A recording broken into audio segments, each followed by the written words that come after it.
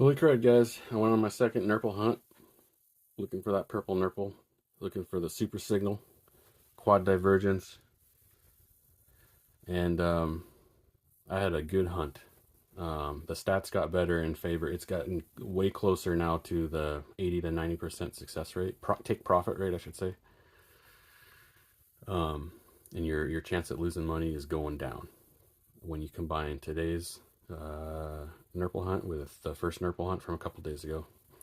So, and also I just want to say, I'm rolling out this. I'm gonna make this video in a way that's like a little more interesting up front, and then the boring stuff. I'm gonna do like a four times speed time lapse of my nerple hunt and skip the whole like go through each one and talk about it because I realize I'm really excited about stocks and this new 14 that I picked for this second nerple hunt. I'm just as excited, so I'm just gonna like talk your guys' ear off each one. So instead of that, I'll just do a time lapse. Um, and then, but for now, for before I start a time lapse, I'm gonna do a meat and potatoes, like just what, like the get to the stuff that's really important for this. What is this? This is just a. It's not for attention. It's not for clicks or likes or anything or views. It's just documenting this AI project I've been wanting to do and talking about, and I'm finally doing it. I'm just documenting the whole process for just anyone that's interested in learning about the specific tool for trading, or to make their own trading tool off their own pattern, or they want inspiration to make an AI tool for whatever, like coming up with cool names for unicorns. I don't know, because here we are. It's 2025. This is what we do now. We go and make AI tools to make our lives better. So okay, that's why we're here. Document this. So as far as the AI tool goes, my current progress is I've I've narrowed down. I'm going to use probably Google's AI tools. They have some really good vision detection. This one does it recognizes the patterns and stuff, and so that's going to help me the most, I think, for what I need to do is just recognize patterns and um, when I and then this is just as like it's some of its main features. So when you'll see in a time lapse, my my nerple identification process has gotten um, a lot better. And when I'm doing it, I'm trying my best to think, not just be standardized, but thinking through the eyes of the AI tool. Like what does the AI tool care about, and how's it gonna like think for me the best and most efficient and accurate? So that's why I've just like refined my hunting and my identification process to just like gather as much as the useful stuff for the AI tool to understand and end of the day be more accurate. The effectiveness is in the pattern. The accuracy in the tool is in my ability to get the AI to understand the pattern and communicate it well. Okay, so this is the results of last time. I redid the entire 14 from last time after I did today's the second nerple session. I learned so much about nerple hunting that I just went and redid all 14 from last time. So the numbers changed. The take profit frequency of that went down. Actually, I'm trying to be honest and scientific. It actually went down. It got worse. The first nerple hunting session was worse than I originally thought. I was just keeping it honest, and in the long run, it's going to pay off. So I'll know the actual effectiveness of this pattern, and I'm not going to be lying to myself and get myself in trouble with my own money. So today's nerple hunting session is a lot better. Look at this, 71. The first day was 50. Today's was 51 or 71. And look at the stopped out. That means it goes down on you unexpectedly goes down when you thought it was going to go up. It only happens 5% of the time. And when it goes down, it's going to hit your stop loss, which is your safety net. And so you have to, you get dinged a little bit, but your stop loss is only set like 1 to 5% below your entry price. So you're only going to lose at the worst. Say you went all in with your entire, your entire account. You're only going to lose like 1 to 5% of your entire account, and it only happens 5% of the time. So it's all good. Don't worry about it. So before I go and I'm gonna what I did is I combined the stats from the first time and this second session, and you'll see it gets better. I'm gonna show you that right now.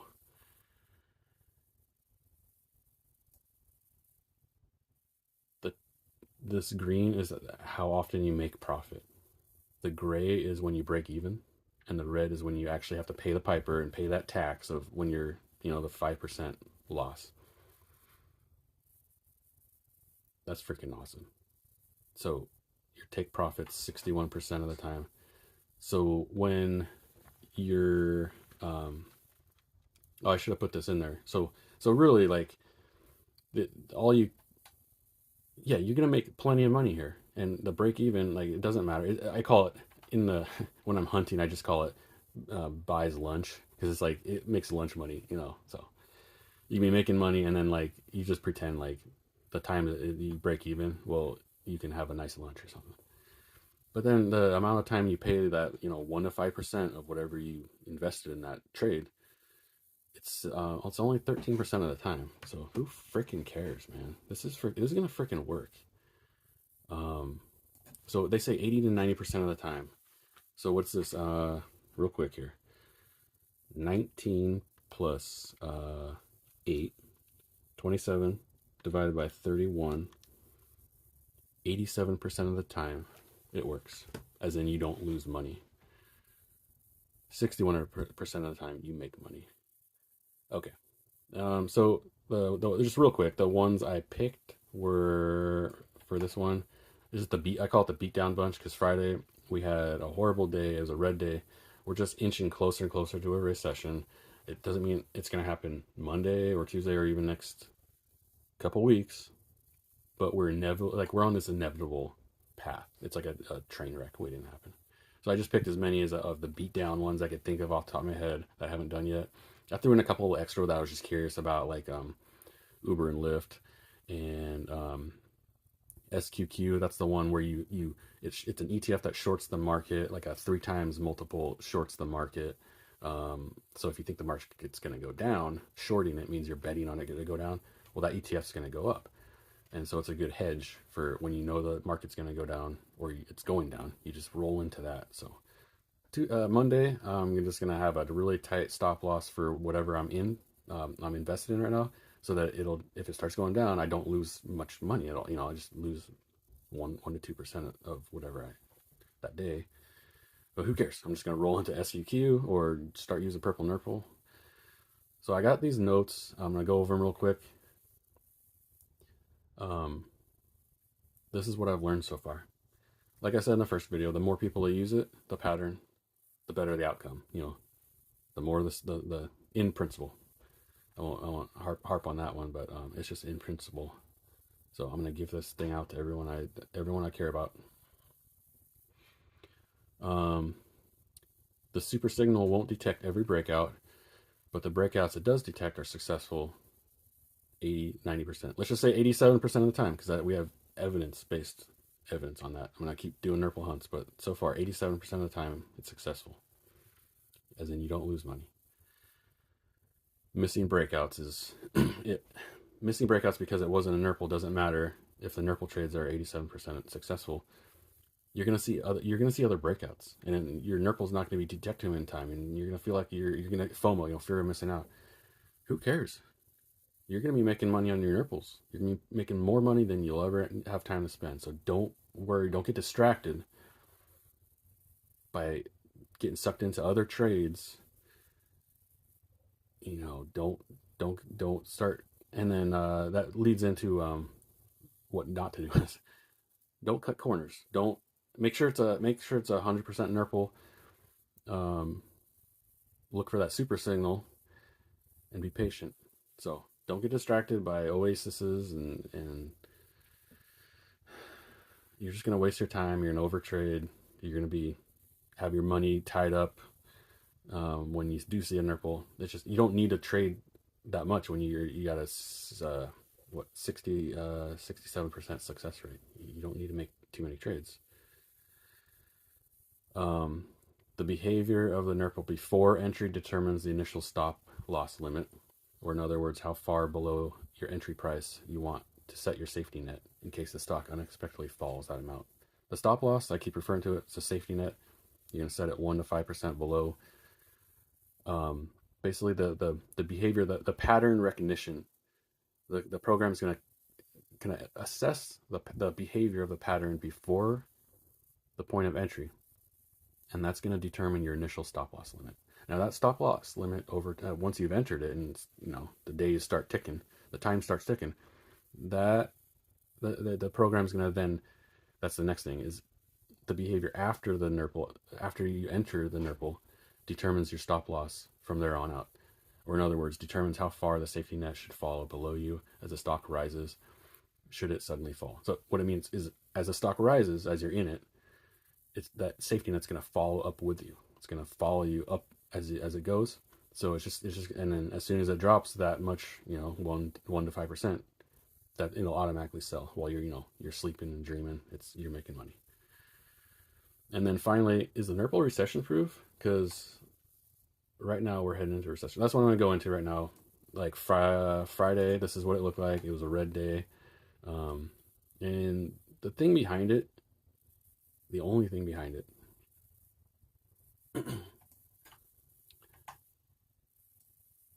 this is an indicator of every time these dark bands is a recession.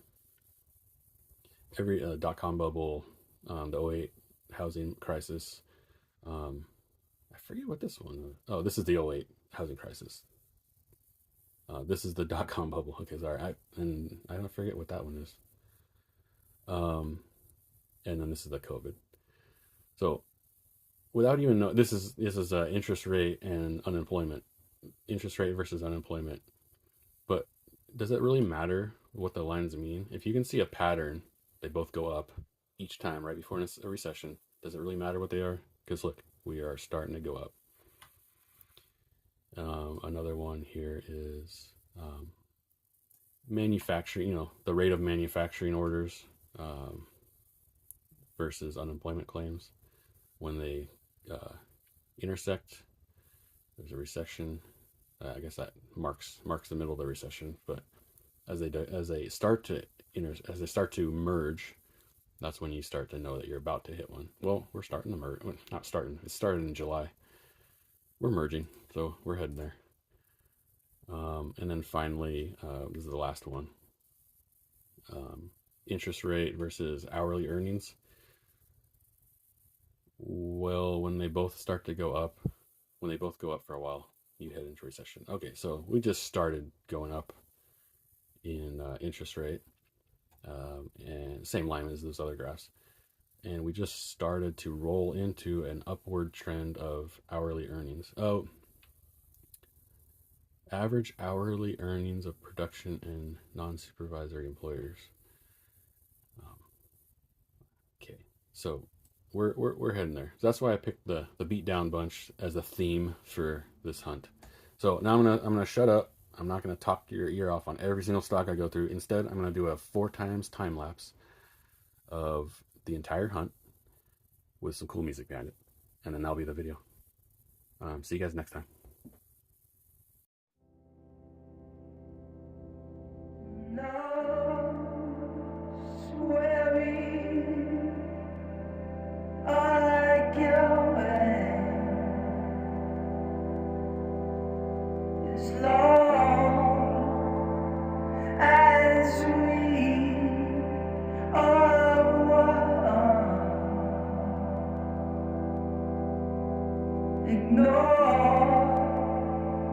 What they are telling you, 'cause the movement has begun.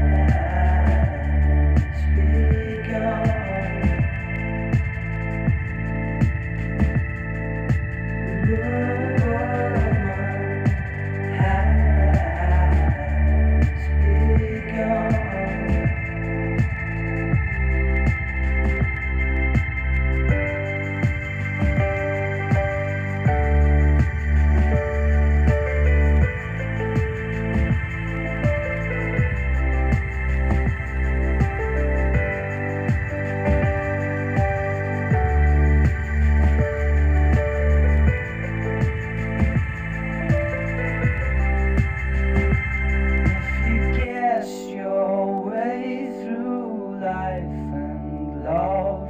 You guessed your